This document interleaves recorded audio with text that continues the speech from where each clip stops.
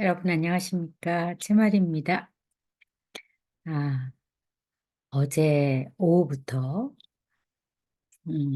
새벽까지 그리고 새벽에 잠들고 지금 이 시간까지 이제 보고서 작성을 하고 있습니다.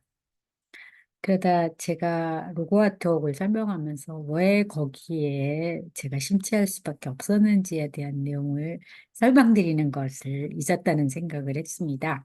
그래서 제가 그 설명을 드리기에 앞서 오늘 그다음에 어제 거의 잠을 한 4시간? 5시간 정도 자고 계속 일을 하면서 지금도 저는 연구실에 있습니다. 하면서 아, 나의 로고스는 무엇일까를 계속 염두에 두면서 생각을 했습니다.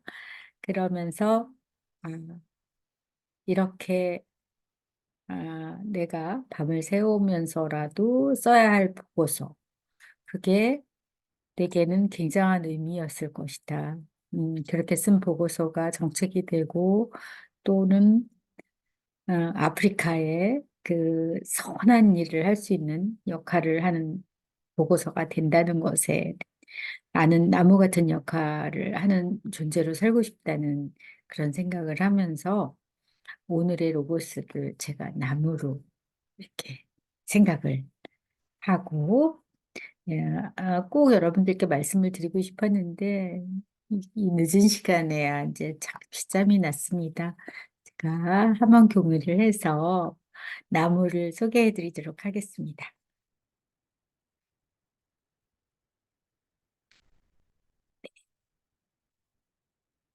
굉장히 아름다운 사진인데 제자에게 선물을 받았었는데 제가 굉장히 3월 10일 이후로 2달간 우울해서 이 나무 제자가 갖다 놓은 이 예쁜 나무 화분이 있었다는 사실을 잊고 있었습니다.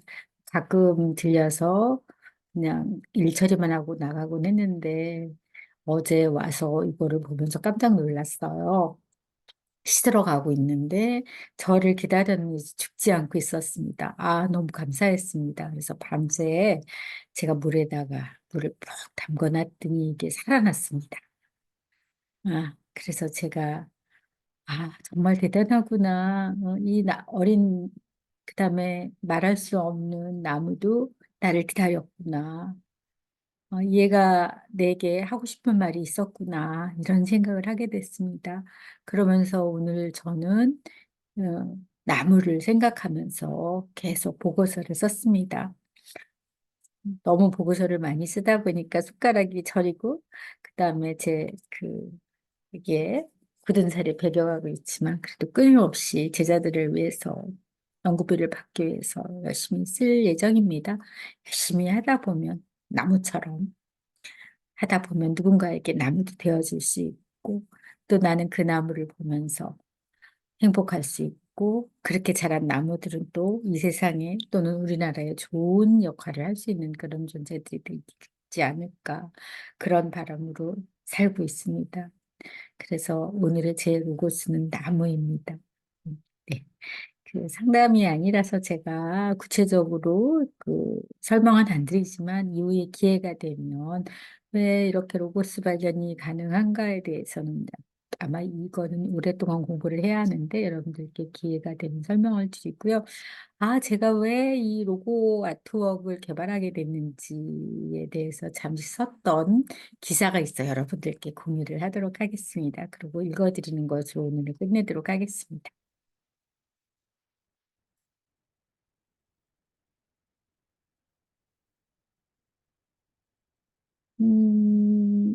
빅터 프랭크를 생각하면서 아마 그 시점, 2020년 그 시점도 제게는 굉장히 아픈 사건이 있었습니다. 음, 2020년에 남편이 국회의원에 당선이 되면서, 음, 제가 조금 안 좋은 상태에 몰리게 됐습니다. 그 선거법 위반으로 저를 아무 이유도 없이 제가 제가 국제기관 교수였습니다. 근데 그때 저는 분명히 근무를 했고 그랬는데 사람들이 누군가가 투서를 했다고 합니다. 제가 근무 시간에 선거운동을 했다고.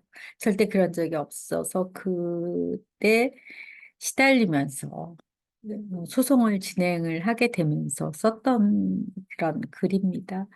제 칼럼을 많이 받아주는 의학신문사에서 실어준 것이고요. 저는 음, 세상에 하고 싶은 얘기 그리고 제 마음을 그래도 받아줄 수 있는 신문사들이 많다는 것을 너무 감사해야 합니다. 그래서 그때 썼던 얘기를 읽어보는 걸로 오늘은 여러분들과의 시간을 마치도록 하겠습니다. 오래전 내가 발 딛고 있는 정글같이 복잡한 이 지구 어디에서도 혼자라고 느꼈다. 앞으로, 뒤로도, 옆으로도 돌아보아도 어느 지점에 있는지 알 수 없었고 아득히 멀기만 했다. 내 삶 자체가 무기력, 무가치, 무의미로 가득 찼다. 왜 살아 숨쉬고 있는지, 일은 왜 해야 하는지, 공부는 또 왜 해야 하는지, 심지어 꼭 먹어야는 하는지, 이 왜에 대한 명확한 답을 찾을 수 없었다. 이것이 실존적 공허였다. 성당 수도원의 수많은 시간의 기도, 묵상, 관상, 명상, 영적 지도자와의 만남 등 다양한 시도에 이것이 단순한 것이 아님을 알게 되었다. 그럼에도 삶은 계속되었다. 이 증상이 옅어지고 덜하기도 더하기도 하면서 때론 불안과 우울 상태를 경험했다. 아니, 항상 불안했는지도 모르겠다. 그 오랜 시간이 지나고 나서야 알았다. 이런 느낌이 계속된다면 삶 목표와 의미에 대해 좀 더 촘촘히 살펴야 할 시점임을. 삶의 의미를 찾을 겨를조차 없이 대학 졸업과 외국 취업, 결혼과 출산 후 막 걸음을 떼는 아이 그림책을 사기 위해 들른 한 서점에서 놀라운 책을 발견했다. 놀랍기보다 더 강렬하고 강력한 단어가 있다면 그 표현을 쓰고 싶다. 책 표지 메뉴에 죽음조차 희망으로 승화시킨 인간 존엄성의 승리라는 문장이 너무나 충격이었다. 그 책 제목은 빅터 프랭클의 죽음의 수용소에서였다. 이 표지 문장에 자석이 끌리듯 빠르게 읽었다. 하룻밤에 읽기에 그리 많은 양도 아닌데 그리고 어려운 내용도 아니었다. 다만 그저 큰 충격이었다. 죽음의 수용소에서도 버릴 수 없었던 의미가 절대 극한 상황을 벗어날 수 있게 했다는 사실이 죽음의 문턱에서 찾은 통찰이었다. 나의 이 고통쯤이야. 자괴감마저 들었다. 내 삶, 그 기대는 컸지만 찾은 의미는 먼지보다 못했고 그의 삶 기대 그 이전의 의미가 하늘보다 더 컸다. 1944년 빅터 프랭클은 아우슈비츠 수용소에 수감돼 노역을 했다. 이전 연구했던 심리 정신의학 관련 원고 입수를 위해 숨겼고 입수를 피해 숨겼고 분실했다. 이에 빅터 프랭클은 백지에서 오롯이 수용소 경험 기반 신이론 설정을 원했고 실천을 했다. 이 이론이 바로 프로이드 아들러와 함께 오스트리아 빈의 3대 정신의학 이론인 로고테라피의 시작이다. 수용소의 극단적인 상황에서 살아난 이는 육체적으로 강한 이가 결코 아님을 알게 됐다. 살아남느냐는 개인, 살아남느냐는 개인의 내적인 힘, 즉 아우슈비츠 경험조차 생존에 이용할 수 있는 능력에 달려있음을 깨닫게 되었다.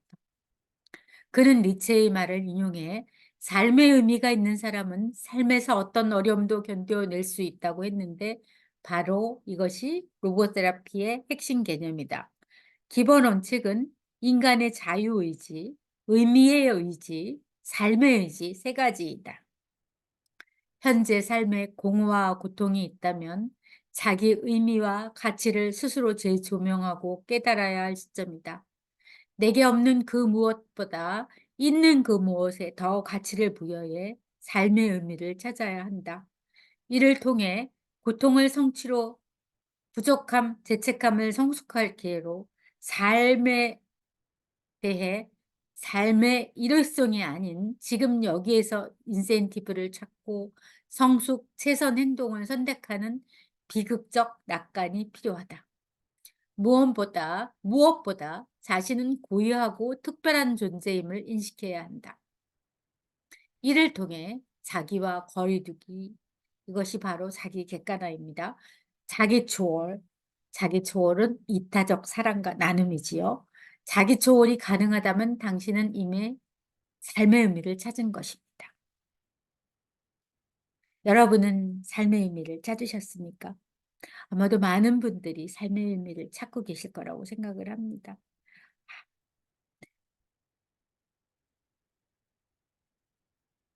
네, 저의 삶의 의미는 사랑이고 나눔이고 그다음에 나무였던 것 같습니다. 오늘의 제 삶의 의미, 로고스는 나무였습니다. 나무의 의미에 대해서는 뭐 너무나 잘 알고 계시기에 따로 설명을 드리지 않도록 하고요. 저를 이렇게 2주 만에 일어나게 해준 제 아들에게 너무나 감사합니다. 여러분, 한 사람의 말과 한 사람의 태도가 한 사람을 살릴 수가 있습니다. 제 아들은 그 한 사람인 저를 살렸습니다.